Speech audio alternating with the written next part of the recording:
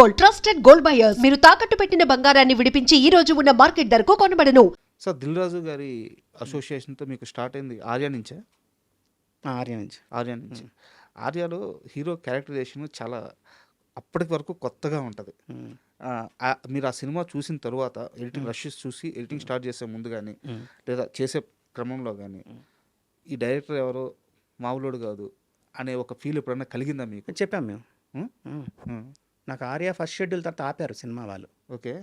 ఎక్కువ కన్ఫ్యూజన్గా వెళ్తుంది అటా ఇటా, ఏంటి అసలు బాగుందా బాగాలేదా అంటే నేను సినిమా చూసి నాకైతే నేను చాలా స్ట్రాంగ్గా చెప్పా, చాలా బాగా చేసినట్టు సార్, చాలా బాగుంది సార్ సినిమా అన్న. పెద్ద హిట్ అవుద్దని నేను అన్న. అవి ఉంటాయండి. ఆయన దిల్ రాజు గారిది, ఆయన కూడా సురేష్ బాబు వల్ల చాలా ఓపెన్గా తీసుకుంటారు. ఆయన పన్నీ వాసు చాలా చాలా ఓపెన్గా తీసుకుంటారు. మనం ఏం చెప్పినా హర్ట్ అవ్వరు, నవ్వుతారు. ఎందుకు అని అంటారు, కూర్చోబెడతారు, మాట్లాడతారు, డిస్కస్ చేస్తారు, అవి ఉంటాయి. ఆర్యాకి మేము డే వన్నే అన్నాం, సినిమా చూసిన తర్వాత చాలా బాగా అనిపించింది నాకు సార్, చాలా మోడర్న్గా అనిపించింది. కాబట్టి మేము చాలా స్ట్రాంగ్గా బిలీవ్ చేసాం ఆ సినిమా ఆడద్దని. సూపర్. అయితే నాకు ఇంకో డౌట్ వచ్చేసి మన భద్రా సినిమా గురించి సార్. ఒక పరిపూర్ణమైన స్క్రిప్ట్ అనిపిస్తుంది నాకు భద్రా సినిమా చూస్తే.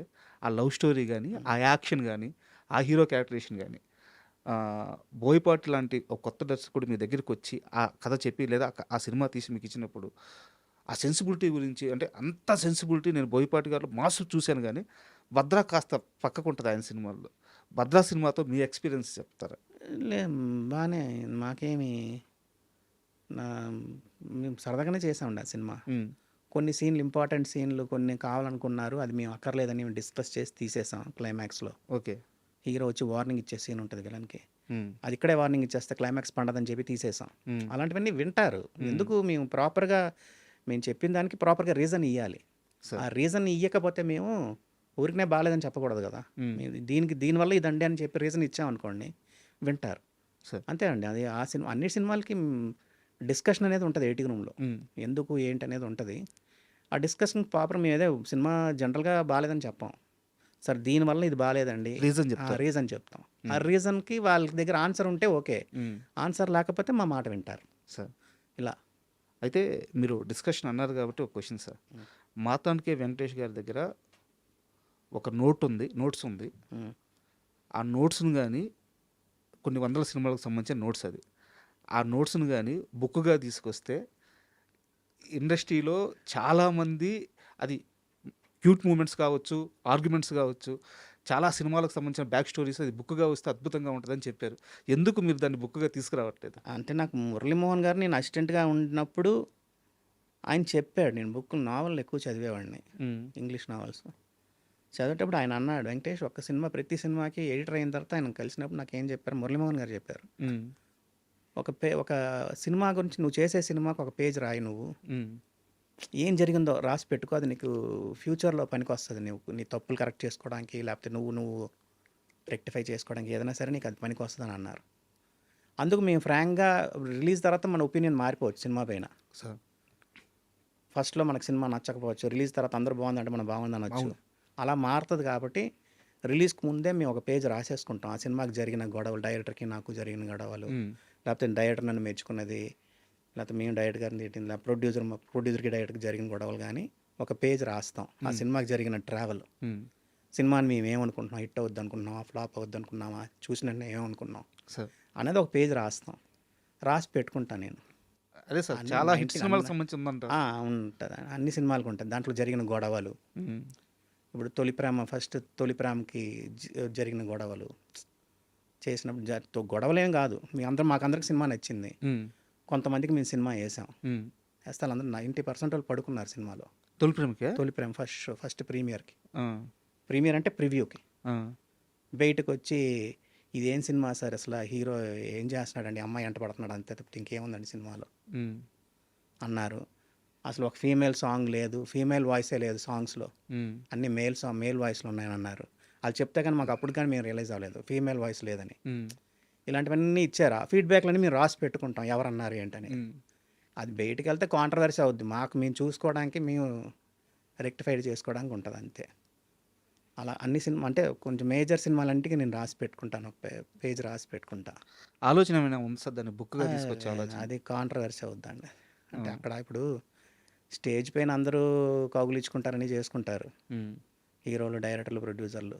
బట్ రియల్గా అది ఉండదు. ఏటీ రూమ్లో ఎలా కొట్టుకున్నారు ఏంటనేది మాకు తెలుస్తుంది. మా దగ్గర జరుగుతాయి ఉమ్, అన్ని సినిమాలకు ఉంటుంది, పెద్ద సినిమాలకి సార్ 90%.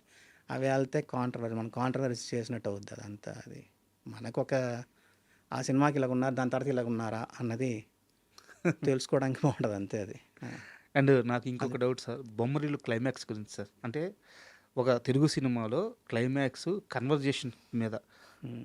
అంత లెంత్ గురించి మాట్లాడుతున్నాను నేను. అంత లెంత్లో ఉండడము ఓన్లీ కన్వర్జేషన్ ఒక ఇంట్లో నిలబడి ఉమ్. అంతకుముందు లేదనుకుంటాను నేను. బట్ ఉన్నాయండి, ఎందుకు లేవు? బట్ అద్భుతంగా పేలింది. ఉమ్. మీరు ఎడిటింగ్ చేసేటప్పుడు ఏం ఫీల్ అయ్యారు ఆ క్లైమాక్స్? మీ పర్సనల్గా మీరేం ఫీల్ అయ్యారు అట్లా బొమ్మరిల్లు క్లైమాక్స్? బొమ్మరిల్ క్లైమాక్స్ అదేనండి నేను అనేది ఏంటంటే, ఇప్పుడు అందరూ తండ్రిని అనలేరు. తండ్రిని అనడం అనేది, పాయింట్అవుట్ చేయడం అనేది, తండ్రి మంచోడే, అవును. బట్ తండ్రిని క్వశ్చన్ చేయడం అనేది ఉంటారు చూసారా, అందరూ చేయలేరు. అది సినిమాలో వచ్చేసరికి నేను ఇందాక అన్నాను కదా ఫస్ట్లో, ఎగ్జైట్ ఆడిటోరియంకి ఏది అనుకుంటున్నారో అది చెప్పామనుకోండి హై అవుద్ది. కరెక్ట్. బొమ్మరిల్లులో క్లైమాక్స్ కంటే కూడా నాకు నచ్చిన సీన్ ఏంటంటే, మేము ఆ సీన్ చూసి సూపర్ హిట్ అన్నాం. క్లైమాక్స్ కూడా కాదు, సార్ జెనీనియా నో అంటది, అవును. నేను ఈ ఇంట్లో ఉండలేను అంటది చూసారా, అది చూసి మేము అన్నాం. మేము ఎక్స్పెక్ట్ చేయలేదు సార్ అసలు ఈ సీను. ఎప్పుడో కొడుకు మాట్లాడతాడు తండ్రితో అని మాకు అర్థం తెలుసు, ఈ సీన్ అసలు ఎక్స్పెక్ట్ చేయలేదు. ఇది వచ్చిన వెంటనే మేము సూపర్ హిట్ సినిమా అన్నాం. ఒకప్పుడు నాలో ఏ అయితే నచ్చాడు అని చెప్పాడు, ఇప్పుడు అయ్యా నచ్చలేదు అంటున్నాడు. నేను మర్చిపోతాను అంటది అమ్మాయి. అవును అది మేము ఎక్స్పెక్ట్ చేయాలి. అమ్మాయి ఇంటి నుంచి వెళ్ళిపోద్ది అనేది మేము ఎక్స్పెక్ట్ చేయాలి సార్. రష్ ఎడిట్ చేస్తున్నప్పుడు. అది చూసిన వెంటనే సార్ ఇది చాలా బాగుంది సార్, ఇది పెద్ద హిట్ సార్ సినిమా అన్నాం. అలా ఉంటుందండి అంతే. అవి జడ్జ్మెంటల్ వైజ్ ఇలా ఉంటాయి మావి. తప్పు అవ్వచ్చు, రైట్ అవ్వచ్చు, అలా జడ్జ్ చేస్తాం. ఏదైనా ఒక దాన్ని మేము ఎగ్జైట్ అయ్యి సినిమాని అనుకున్న దాన్ని ఇంకోటి వచ్చి కొత్తగా వచ్చి బెటర్గా వచ్చింది అనుకోండి, చెప్తాం చాలా బాగుంది సార్ సినిమా అని చెప్తాం. సార్ బొమ్మరిల్లు సక్సెస్ తర్వాత మన దిల్ రాజు గారి ఆనందాన్ని చూడాలి అంటే బొమ్మరిల్లు సక్సెస్ని ఎంజాయ్ చేసే మూమెంట్లో చూడాలి. ఒక పసిపిల్లోడైపోయి ఎంజాయ్ చేశాడు, ఆయనకి చాలా కోరికంట. జనాలు దిల్ రాజు గొప్ప సినిమా తీశాడు, టికెట్లు తీసుకుంటున్నారు, హౌస్ఫుల్ పడుతున్నాయి, ఇవన్నీ కూడా. బొమ్మరిల్లు సక్సెస్ని దిల్ రాజు గారు ఎంజాయ్ చేయడం మీరు దగ్గర నుండి చూసారా? ఏదైనా ఒక మూమెంట్ గుర్తుంది? లేదండి, ఆయన అన్ని సినిమాలకి ఫుల్గా ఇన్వాల్వ్ అవుతారు ఆయన. అంటే అన్ని సినిమాలని ఓన్గా చిన్న ఒక టెక్నీషియన్ లాగానే పనిచేస్తారు ఆయన. మిక్సింగ్లో కూర్చుంటాడు ఆయన, అంటే ఎక్కడికి ఇంటికి వెళ్ళాడు ఆయన, వర్క్ చేస్తున్నప్పుడు అంతా అక్కడే ఉంటాడు. కాబట్టి ఆయన జనరల్ ప్రతి సినిమాకి ఎంజాయ్ చేసేవారు. ఆ రోజుల్లో ఆ బిగినింగ్ డేస్లో అనేవాడు ఆయన, అందరు నన్ను సినిమా రిలీజ్ అయిన తర్వాత టికెట్లు అడగాలి, నన్ను ఫుల్ అవ్వాలి, అదొక జాయ్ నాకు అనేవారు. అలాగే అవన్నీ కంటిన్యూ అయ్యండి. ఈ రోజుల్లో అంటే అది పోయింది, ఒకేసారి అన్ని థియేటర్లో రిలీజ్ చేయడం వల్ల ఈ రోజు ఎవరు టికెట్లు అడుగుతున్నాం చెప్పండి, ఎక్కడ చూస్తే అక్కడ సినిమా దొరుకుతుంది. అండ్ కాస్త కరెంట్ సిచ్యువేషన్ గురించి మాట్లాడుకుందాం. ఇప్పుడు ఎడిటింగ్ అంటే ఏ విభాగంలో అయినా ఏఐ అనేది చాలా కీ రోల్ అయిపోయింది. సో ఎడిటింగ్ని ఏఐ ఎలా ప్రభావితం చేస్తుంది? వర్క్ ఎన్హాన్స్కి ఉపయోగపడుతుందా, లేదా ఎడిటర్లకి ఏఐ ఛాలెంజ్ అయిందా? ఇప్పుడు మాన్యువల్ ఫిలిం మేము ఎడిట్ చేసేటప్పుడు ఒక సినిమాని ఒక ఎడిటర్ ఎడిట్ చేయాలి అంటే దానికి 4 అసిస్టెంట్లు ఉండాలి. నెగిటివ్ కట్ చేసేయడానికి ఒక ఇద్దరు ఉండి దానికి ఒక 2 అసిస్టెంట్లు ఉండాలి. సౌండ్ సింక్ చేసి కట్ చేయడానికి ఒక మనిషి ఉంటే దానికి అతనికి ఒక 2 అసిస్టెంట్లు ఉండాలి. అంటే సినిమాకి ఒక 10 మంది ఉండేవారు. ఒక సినిమాకి 10 మంది అసిస్టెంట్లు టీం ఉండాలి మినిమం. ఈ డిజిటల్ వచ్చిన తర్వాత ఆ 10 మంది 3-4 అయ్యారు. ఏఐ వల్ల ఇంకొక ఎదరు తగ్గుతారేమో, అంతేగాని ఎడిటింగ్ కంప్లీట్గా పోదండి. అదే ఎడిట్ చేసి అదే ఇచ్చేయడం అనేది ఉండదు. ఎడిటింగ్ ఏఐ అనేది ఒక ఇన్స్ట్రుమెంట్, అది ఒక టెక్నాలజీ అంతే. అది ఎమోషన్ని తీసుకురాలేదు కదా. ఇప్పుడు ఎక్కడ వైడ్ పడాలి, ఎక్కడ క్లోజ్ షాట్ పడాలి అనేది అది చెప్పలేదు. అది మనం అనుకొని ఎడిట్ చేయాలి. ఇప్పుడు వాళ్ళు ఎలాగే షూట్ చేసేటప్పుడు వైడ్ లాంగ్ క్లోజులు తీస్తున్నారో, ఎక్కడ క్లోజ్ షాట్ పడితే బాగుంటుంది అనేది మేము ఫీల్ అయ్యి మేము ఎడిట్ చేయాలి.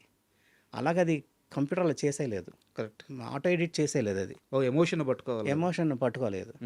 ఎమోషన్తో కూడింది ఫిలిం మేకింగ్.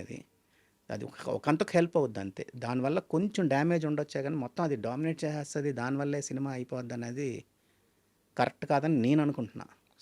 నా పర్సనల్ ఒపీనియన్ సార్. అండ్ ఒక డైరెక్టరు షూట్స్ చేసే ఆ రష్, అతనికి ఒక క్లారిటీ ఉంటే వచ్చే రష్ వేరుగా ఉంటుంది, లేదా అతనికి ఒక విజన్ ఉన్నా ఎక్కువ రావచ్చు, బట్ ఫైనల్గా అతనికి క్లారిటీ ఉంటుంది.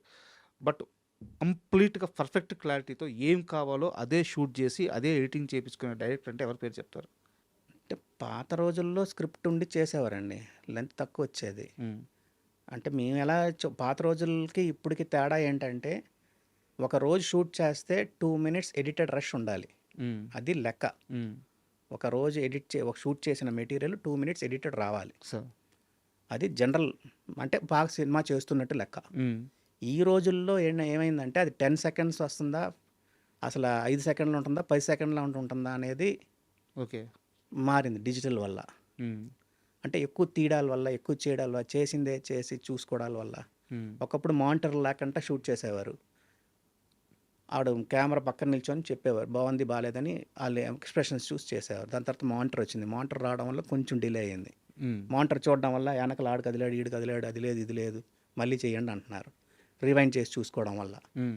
ఇప్పుడు డిజిటల్ వల్ల ఎక్కువ కెమెరాలు పెట్టి ఎక్కువ యాంగిల్ తీయడాలు, ఎక్కువ యాంగిల్ జరగడాలు జరుగుతున్నాయి. ముందు ఏంటంటే ఫిలిం కొనేటప్పుడు ఒక క్యాన్ కొనాలంటే 10,000, అవును. 4 మినిట్స్ కొనాలంటే 10,000. రోజుకి 5 క్యాన్లు 6 క్యాన్లు తీస్తే గొప్ప, అంతకంటే క్రాస్ చేసేవారు కాదు. హ్మ్. ఇప్పుడు డిజిటల్ ఏముంది, చిప్ మార్చడమే. అవును. ఎంతైనా షూట్ చేసిందే చేసి 20 టేకులు 30 టేకులు 10 టేకులు తీస్తున్నారు. సార్ అంటే అల్టిమేట్ సారీ ఇంటరప్ట్. అంటే మీరన్న దానికి ఇక్కడ కొంతమందికి భయం గూడా ఉంటది. డైరెక్టర్స్‌కి ఎడిటర్ ఏ షాట్ అడుగుతాడో, అందుకని చెప్పి ఇంకో యాంగిల్ ఎక్స్‌ట్రా పెడదాము. ఇంకో టాప్ యాంగిల్ పెడదాము.